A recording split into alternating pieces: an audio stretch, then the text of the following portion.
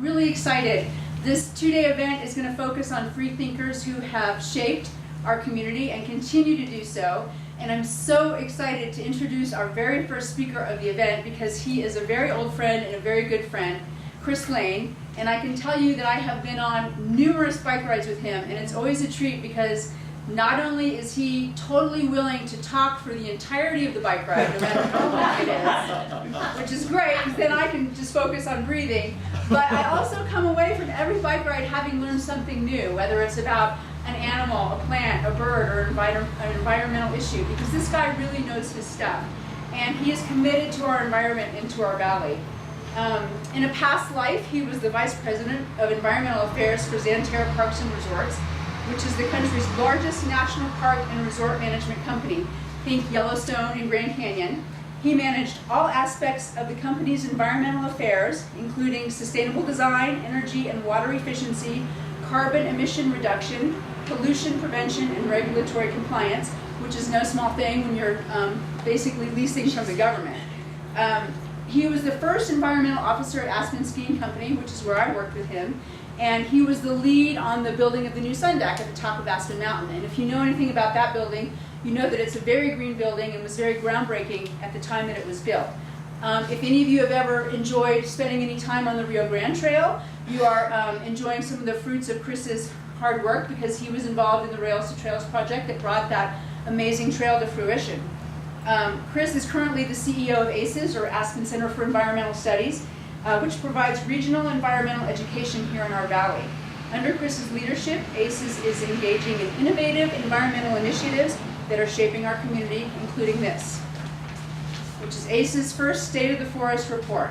It's the first ever annual report that puts a value on the health of the Roaring Fork watershed's forests. So we are so excited to have Chris here this morning, and I'm going to turn it over to him.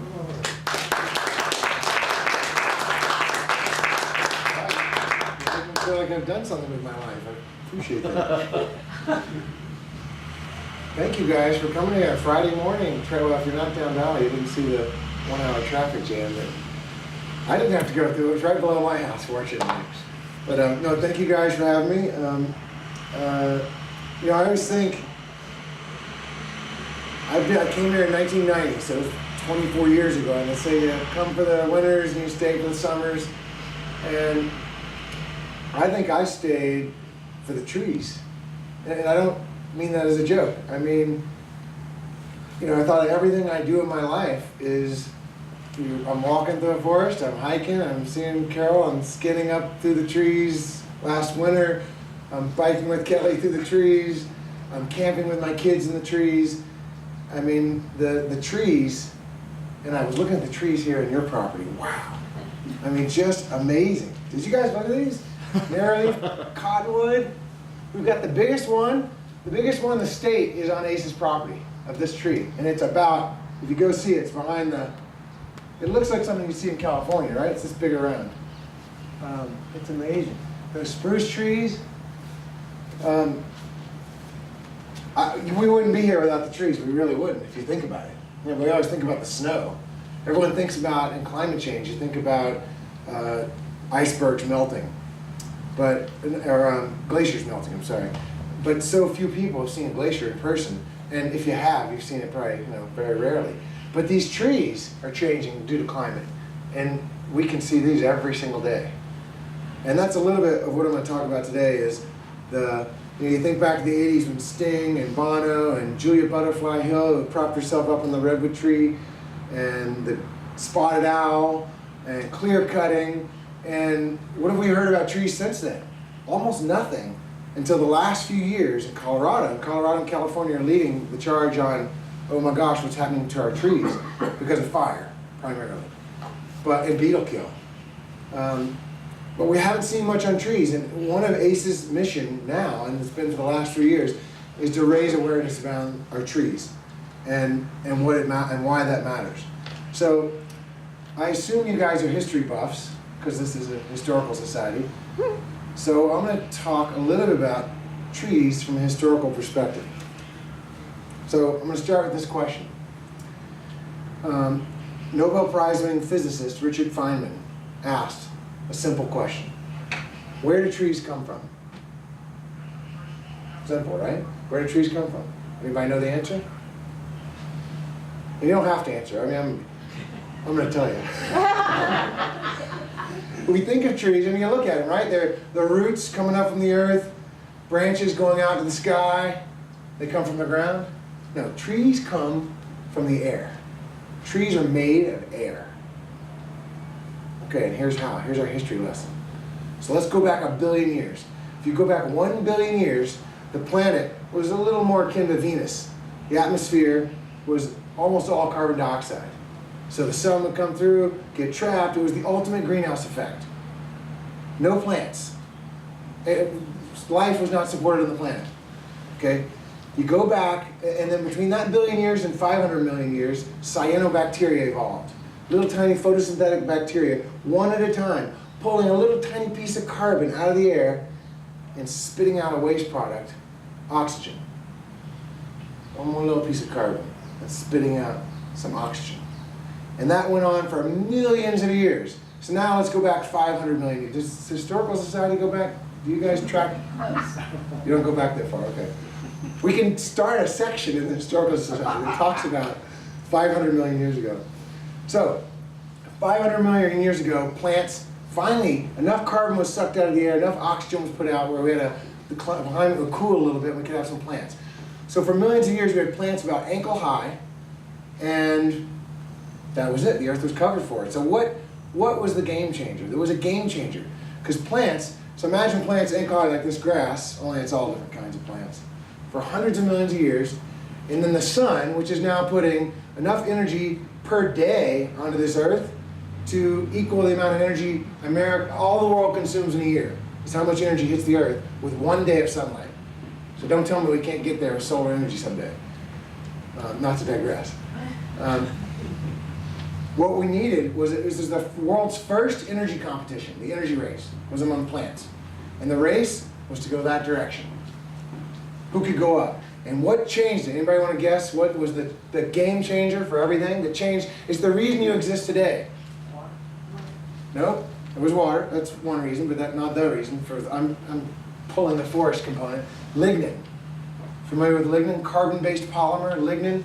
And that was a thing that could take a plant that would bend over and give it strength to go up. It's the woody material that makes wood. Lignin. It's the stuff they remove from paper, that kind of thing. So lignin came, and this is like, we can build cities now, right? The cities go up, now the trees can go up, so they can compete for sunlight.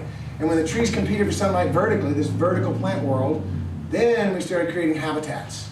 And habitats allowed, with more carbon being pulled out of the air, allowed for plant and animal life to flourish. And this was, now we're at 400 million years ago. At 300 million years ago, we entered the Carboniferous period. So this is the massive amounts of carbon being sucked out of the air. In fact, 95% of all the carbon that was in the atmosphere for all those hundreds of millions of years got sucked out of the air and replaced with a waste product, that being oxygen. I say forget the dinosaurs. That's all my kids talk about is the dinosaurs. We should be talking about the plants. Because there's so much sexier and so much more important. And the dinosaurs wouldn't be here, and the mammals wouldn't be here without that vertical energy race to go up, to create plants, to create habitat for you guys. One glitch in the system. Lignin evolved so fast that the fungi and the decomposers couldn't evolve fast enough to get rid of it. So now for about 200 million years, you get all those trees and plants and vegetation growing that direction, and then it dies, it falls over, and it just sits there in the mud. Does this ring any bells for anybody? So, 200 million years, that keeps going. The plants fall over, the plants fall over, and there's nothing to digest the lignin.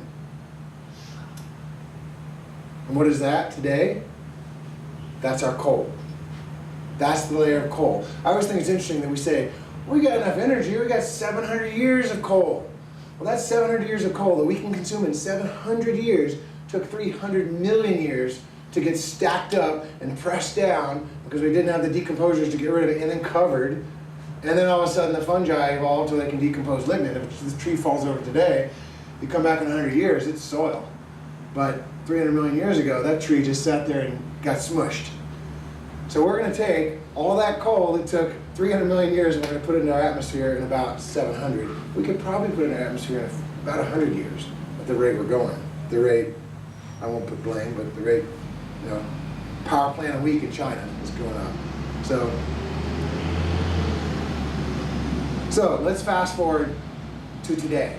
So we've gone from 1 billion years to 500 million to today. And what are our forests doing for us? Providing ecosystem services. Who can name an ecosystem service from a forest? Oxygen, absolutely. Probably not the most important one. And I'm going to talk about this area right here, but what other ones? Carbon dioxide. Carbon sequestration, sucking the carbon out. 2.7 million tons, our watershed of carbon has come out in the last decade. That's been sequestered in our watershed alone. So it's sucking carbon out, but you're still not hitting the good ones, the sexy ones. Nutrient, okay, these are they're not sexy. Nutrient cycling. I like how you call it sexy. Well, there's the sexy and I'm going to do both. Here's the non-sexy, nutrient cycling.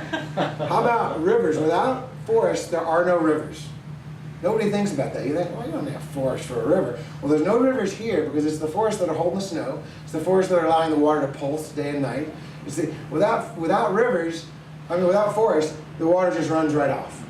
So, nutrient cycling, water retention, carbon sequestration, erosion control. Now the sexy ones. Aesthetics, raw material production, animal production. You kill your elk in the forest. The elk wouldn't be there without the forest. Other sexy ones. Food, the ski mountains, right? We probably wouldn't be skiing if it was just bald hills. The snow wouldn't stick as well. It'd melt off a lot faster. And the carbon, this buffer against climate change, can't be underestimated. And let me give you an example of that. There's a feedback loop that if we don't have our forests, then climate change can cause, and here's what it looks like. Climate change can lead to drought. Drought makes more trees susceptible to insect and disease infestation. That in turn leads to increased tree mortality, which in turn leads to more carbon when that tree dies and the carbon goes back up in the air, which perpetuates the carbon cycle in a bad way. It also increases tree mortality, more catastrophic fire, not just fire, catastrophic fire, which can lead to erosion, which can lead to flooding, which can damage human supplies and water structures. Let me give you an example of that. 2010, 4 Mile Canyon fire burned 6,000 acres above Boulder.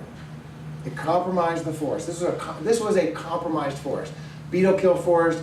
Forest had been susceptible to drought and climate-induced drought, that is. So we're causing it. We caused that. The fire that removed that vegetation catches the water, catches the soil. The soil hardened. We saw last year, who's from Boulder? Anybody? Sort of? Well, I was there during the fire. Okay. Well, last year we saw, 15 inches of rain hit Boulder. And what happened? Well, catastrophic flooding. We had 8 people died, 1,500 homes were destroyed, 19,000 homes were damaged. And this was an interplay between climate change and our forests. And no one really made that connection, did they? The news never said, oh, well, climate change affected our forests, which caused fires that wouldn't have happened in the first place at a level that they wouldn't have happened, which caused, when rain did hit, we couldn't absorb it, we got flooding that was catastrophic.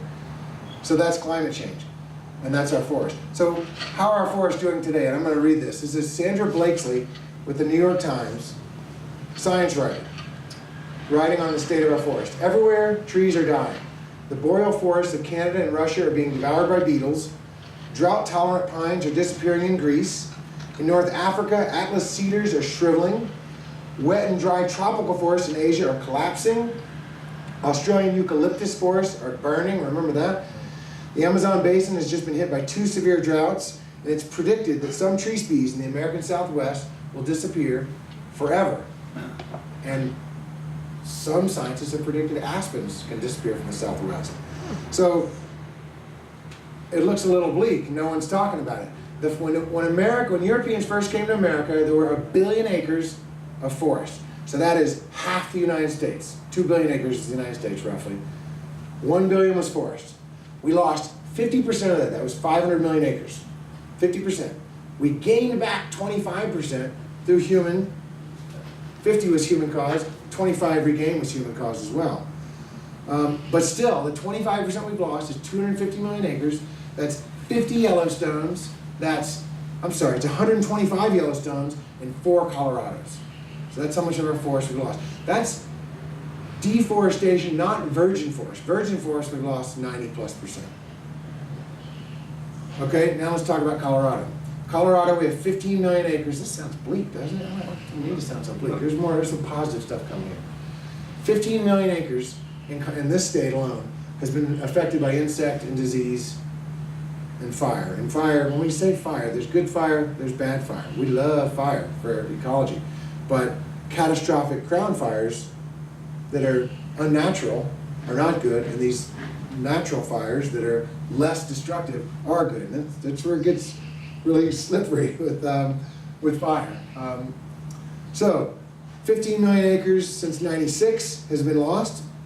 2012, 4,000 wildfires in Colorado in 2012 alone.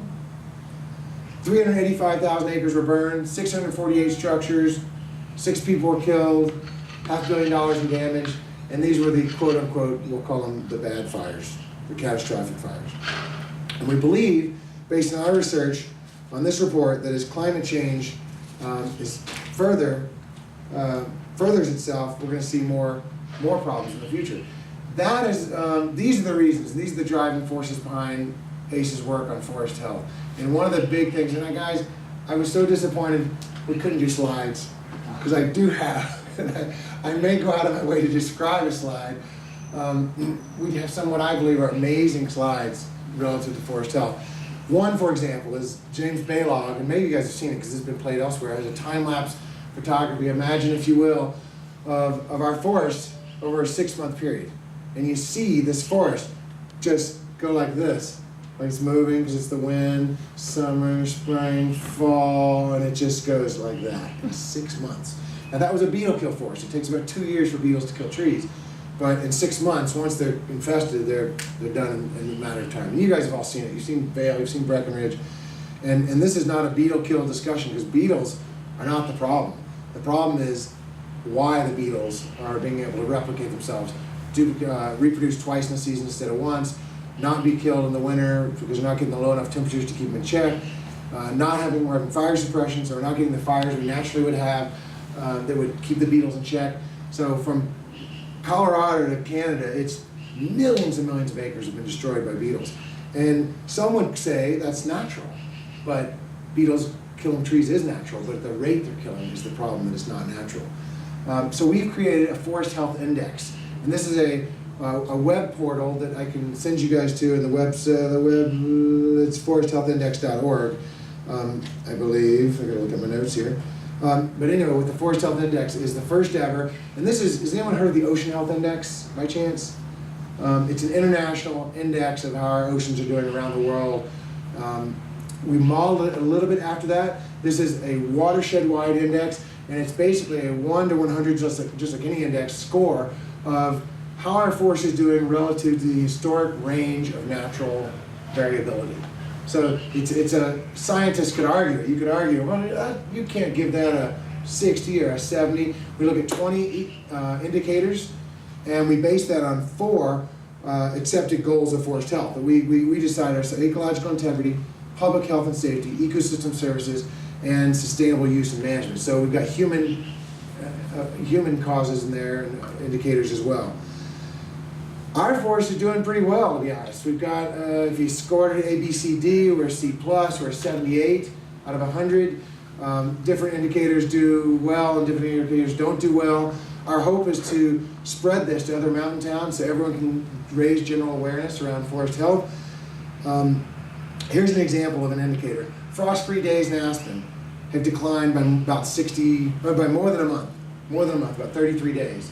So that's how many days below 32. Our sub-zero days in Aspen have been reduced more than half. Our snowpack, now that varies year to year, but when you look at it, let's just take 2013, April 1st relative to the last 2 decades, 30% lower.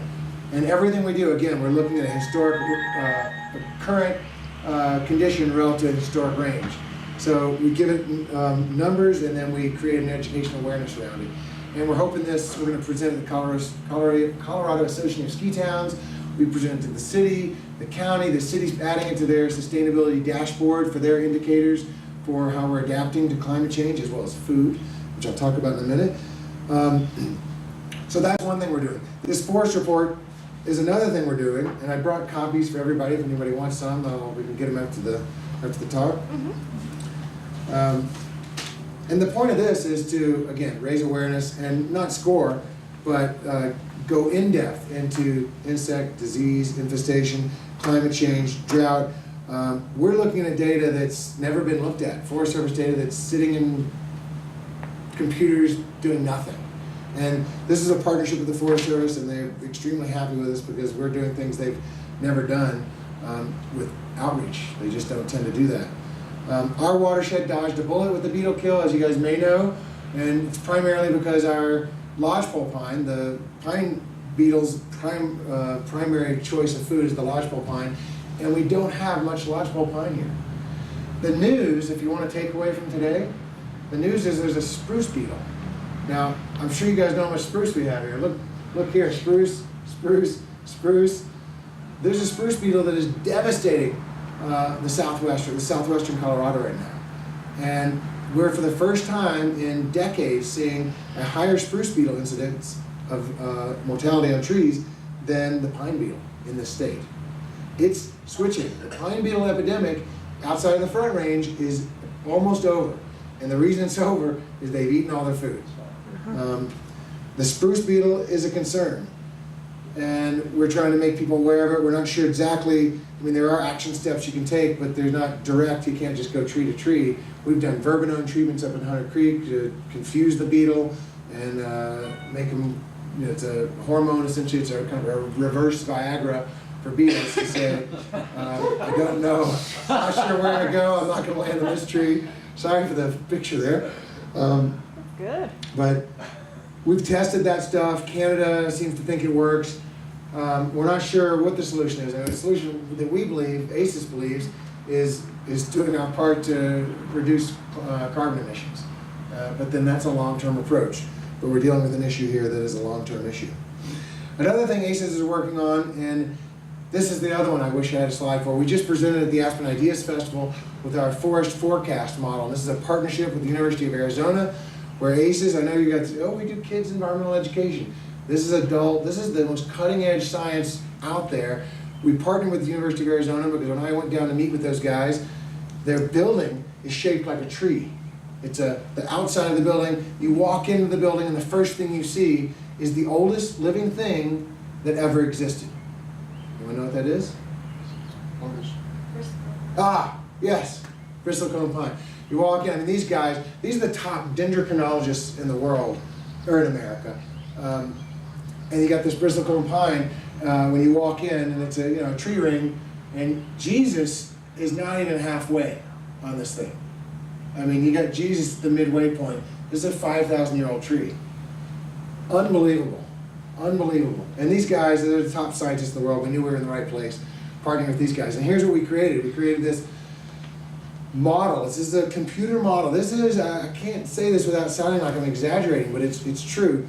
This is one of those rooms you hear about, that like the data centers. It's a Walmart-sized computer room that crunches out this data. And it's taking 89 million tree species observations and blending that, this is beyond me, blending that with the latest climate data that's out of Princeton and these different climate models from the IPCC. And putting this together, what we're creating for the first time is, you hear about climate models, well, this is a tree model. This is what's the future of our forest going to look like? And we've got two things going on. One is, I'm going to paint the picture of the image again because it's so darn good and I wish I could show you.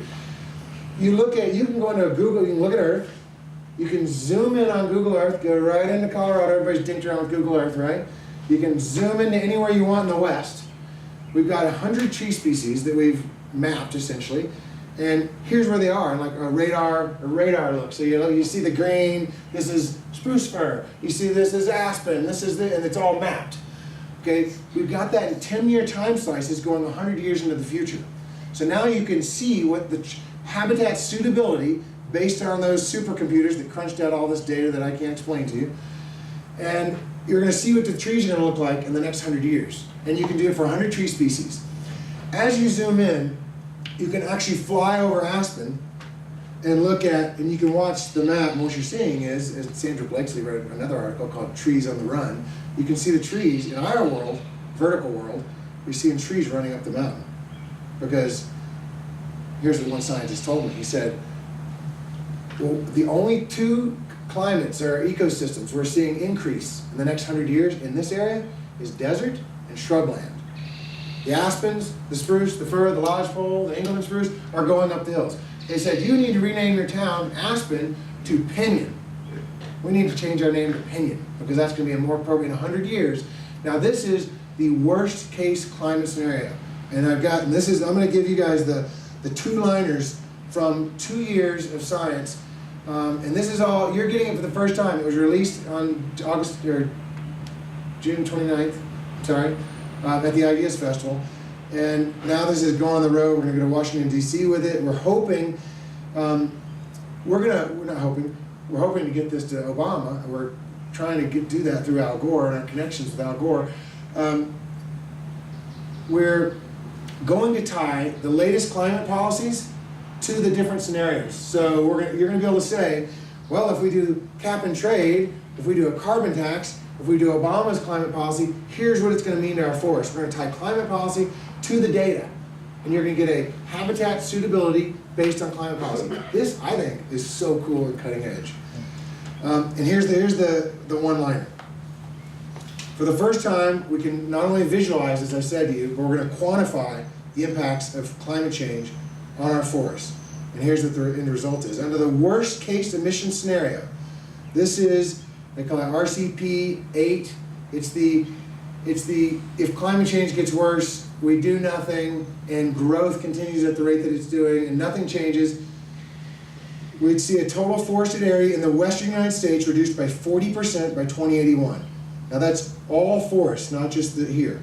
In contrast, the best case scenario is a 10% reduction. So 40 to 10 is the range, best case, and we have a middle case, and you can toggle between best, worst, and middle and see the difference. The best case is we do everything we can to solve climate change, 10%.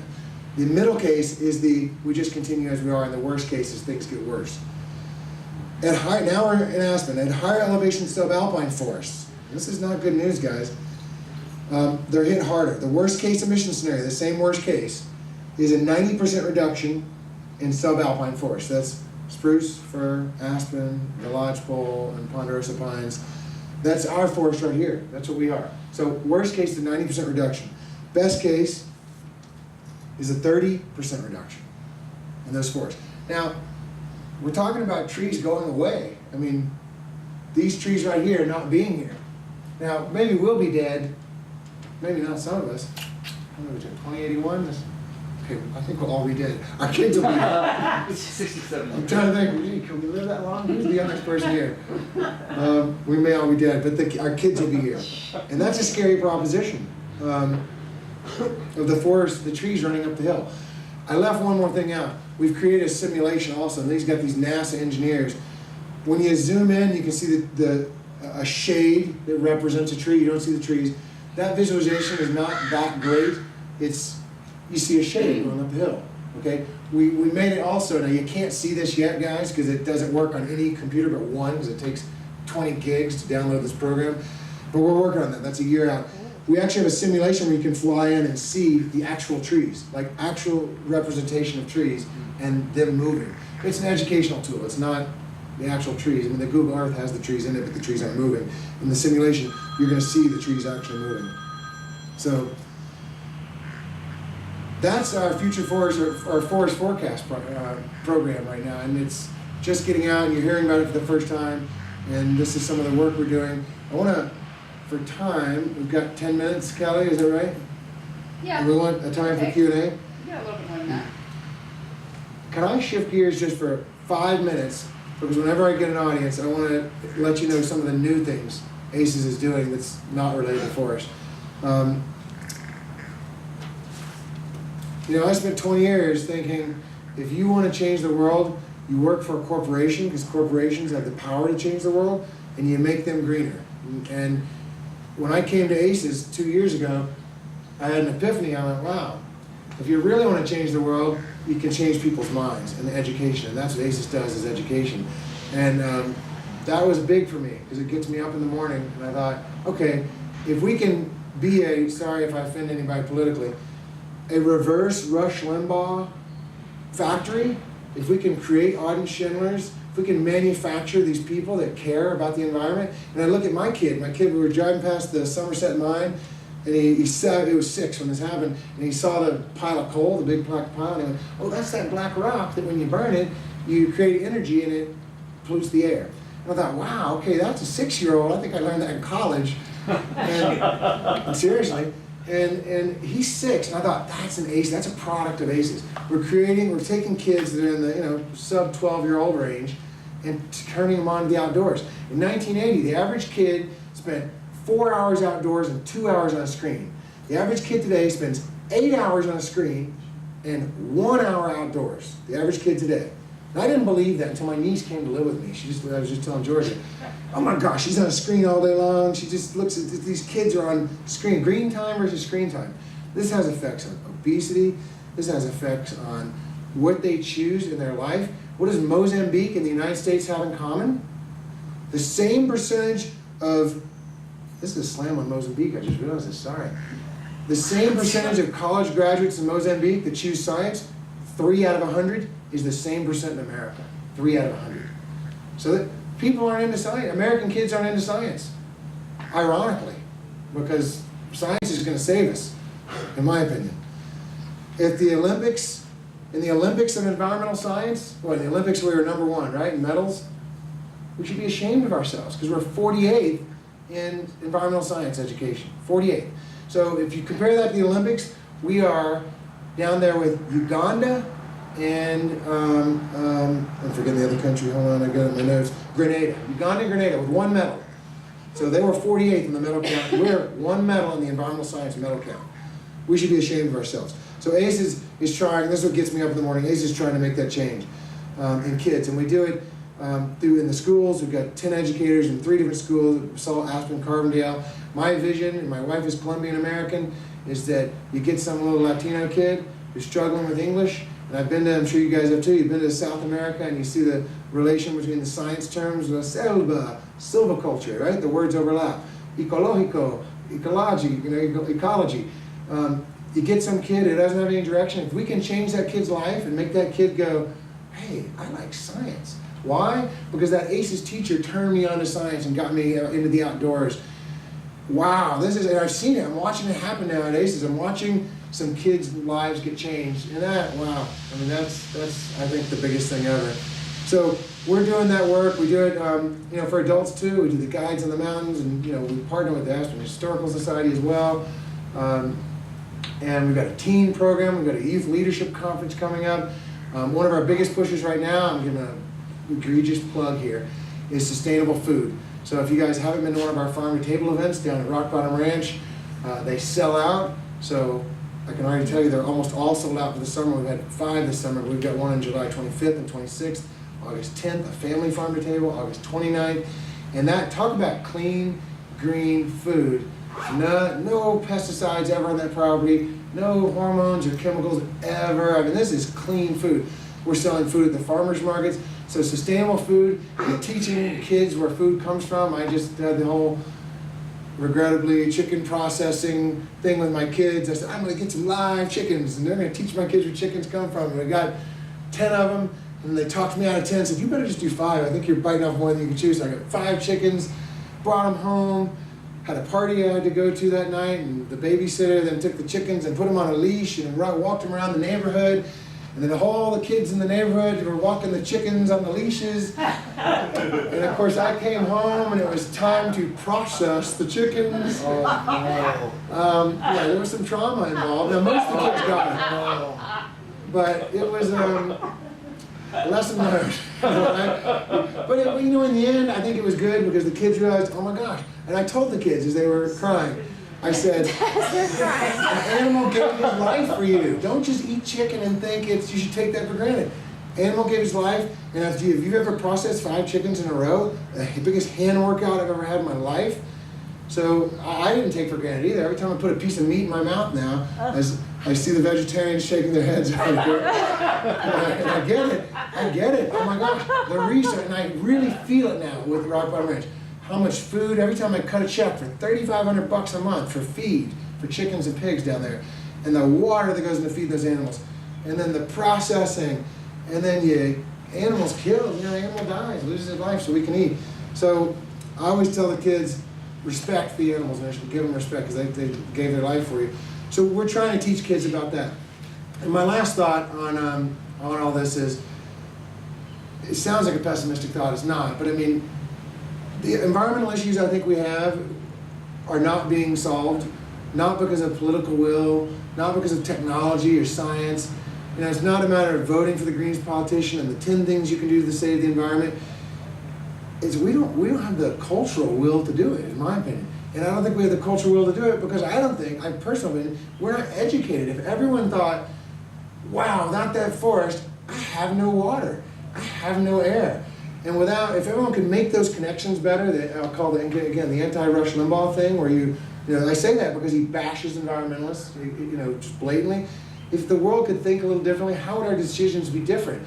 So I think ACES is doing that work, and I think our economy is predicated on it. I think our kids' health and well-being is predicated on it. So I'm proud every day of the work ACES does, and it gets me up in the morning, and that's all I have to say. I just want to thank you guys for your time. If we have questions on the floor.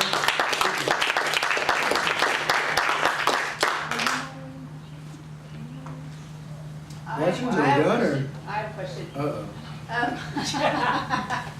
I mean, I know so much of this it's got to come from way up high. It's got to be policy. It's got to be big changes. But this kind of stuff keeps me awake at night, and I'm sure it does you. But if there's something that people on the individual level can do, what is it? Like something concrete? Is it support specific legislation? Is it one less, commute down Valley a week? I mean, what is it? What can we do? Can I hand these out? If you don't want one, don't take it. But take one and pass it down. I'm getting to your answer though. We have a section in this about what you can do. Yeah, but I feel like it's too general. I want something more specific. Sorry. It is. It is a tough one because when you think of, gee, what can I do to save those forests? Well, one thing you can do is support the Forest Service in their budget changes, because those guys just got billions of dollars redirected to fighting fires, and they have no money to manage the forest in any way. We are an environmental tree-hugging organization that is cutting trees. I'm not embarrassed to say. If we're going to suppress fire and not let that forest burn, because Red Mountain has all those beautiful homes on it, we're going to get one of two things. We're going to get a dead forest, or we're going to get a catastrophic fire over time. No one believes that. It took me forever to learn it, to be honest, too. So we need to treat the forest and manage it in some way. That means cutting some trees in some select areas, and what you get is regrowth, healthier forests that don't die because of beetles. And has everyone seen the cut? I'm looking at Bob because I know you bike. The cut the trail goes through, that Lollipop and Tootsie Roll go through? ACES had a hand in that. You'll see our name on it. Can you believe an environmental organization was involved in cutting trees? But if you ask a silviculturalist or ecologist, and this guy Brian Inquist that we partner with at the University of Arizona is just brilliant, PhD. He looks at that as the greatest thing ever. If you're not going to burn it, cut some patches. ACES is going to be cutting 9 patches up on Hunter Smuggler. We partnered with the Forest Service. I know this sounds shocking. We're cutting trees. We're funding it. But that is going to improve the health. It's going to improve wildlife habitat. It's going to improve the health of the forest, make the forest more resilient. In the absence of fire. It's also going to prevent those houses from burning down. So, because you're going to get saying we got to fund what we can't do ourselves, basically. I mean, the Forest Service can't afford it, obviously, right? Well, that's one thing. We could fund, and that's what Starwood did. Starwood funded their own forest treatment. And you look at a forest treatment, you go, oh no, you cut trees. Go back 2 years later and look at it. It is amazing looking. It's green. Trees are popping up everywhere. It's aspen trees come back. There's more for it. What we're going to try to do, and this is the Tom Cardamone analogy that I love, is we're going to create feeding zones for wildlife. So the wildlife, when you bike through and scare an elk off, he can just go to the next feeding zone.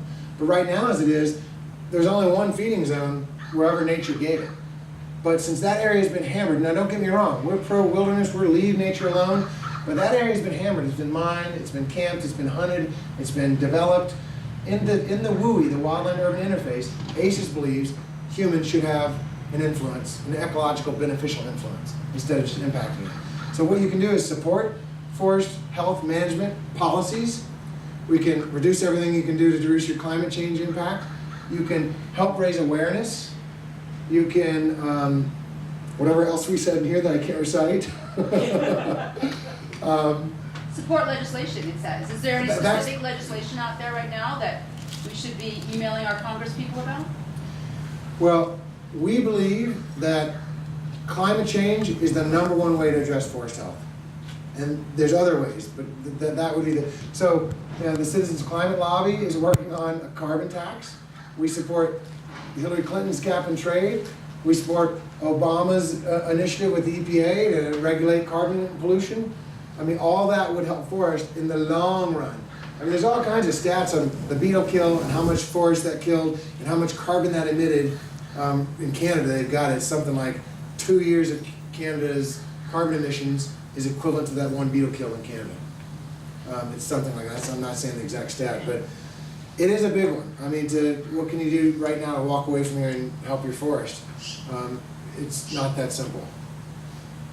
Yes? The larger, older trees in America, like the squares, are they less affected by climate change, or what kind of effect do they have? Do you know?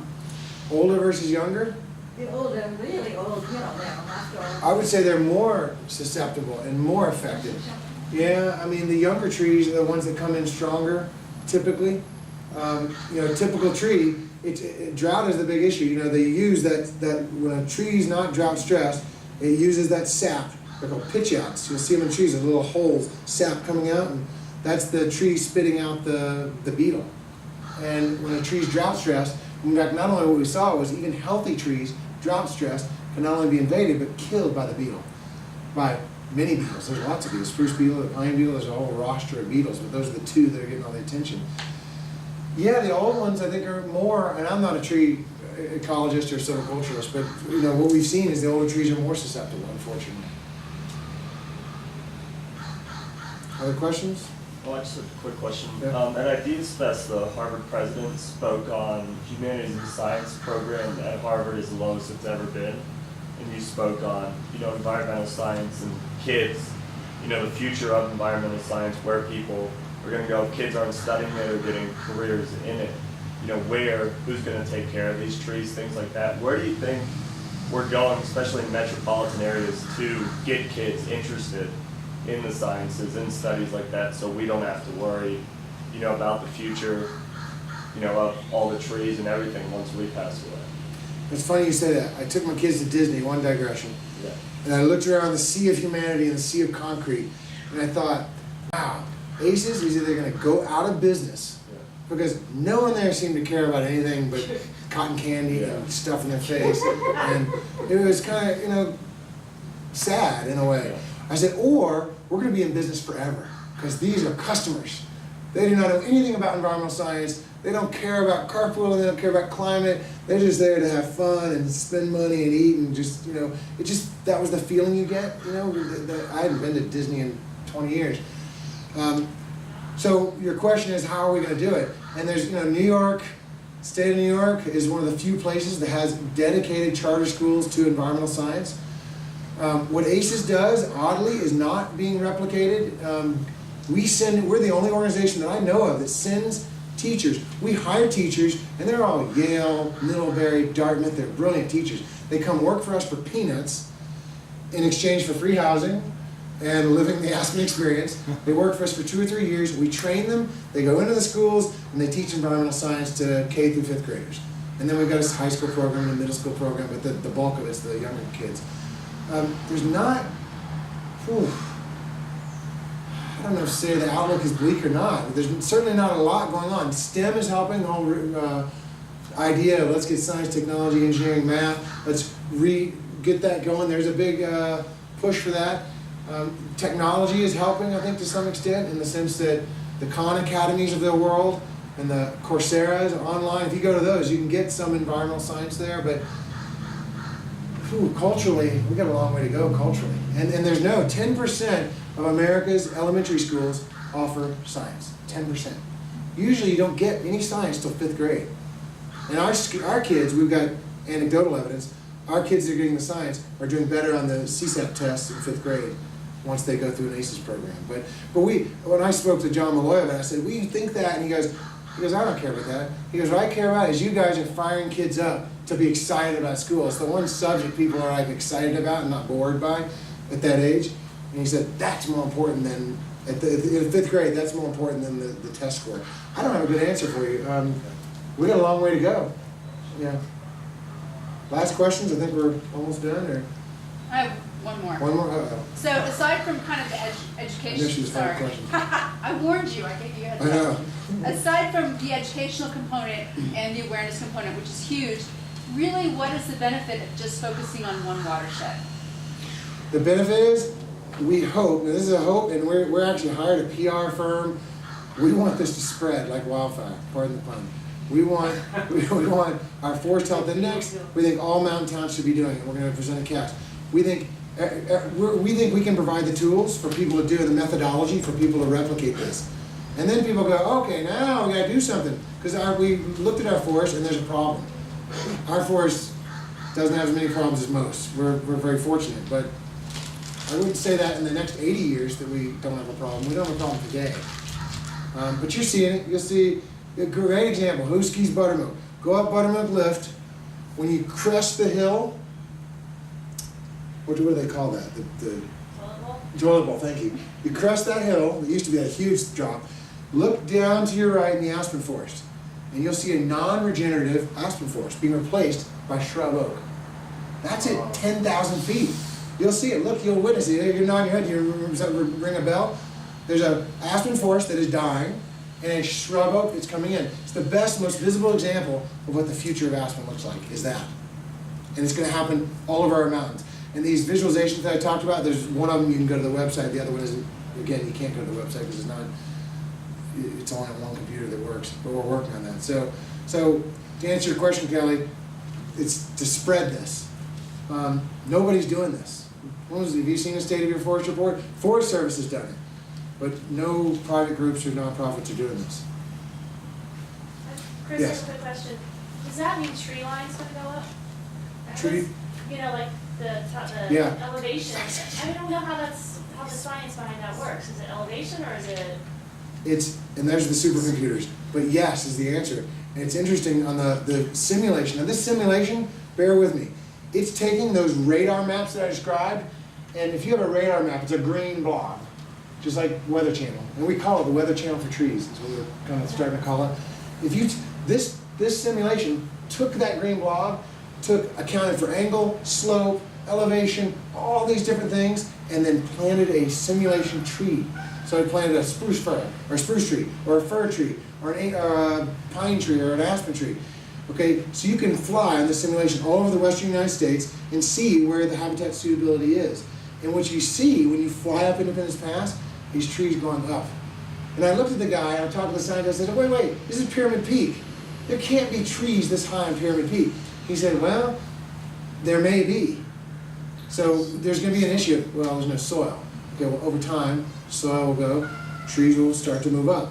So yeah, you would see trees moving up, but it varies. It depends what kind of tree too. So you're going to see, when you look at the valley, you see it looks like water flowing in, this shade of green, and that shade of green in that particular case is the shrub oak, it's pinyon, juniper, coming up the valley, like flowing uphill. So yeah, you see trees running uphill, that's what you see.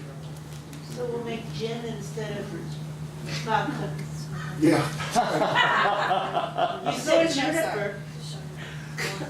Yeah?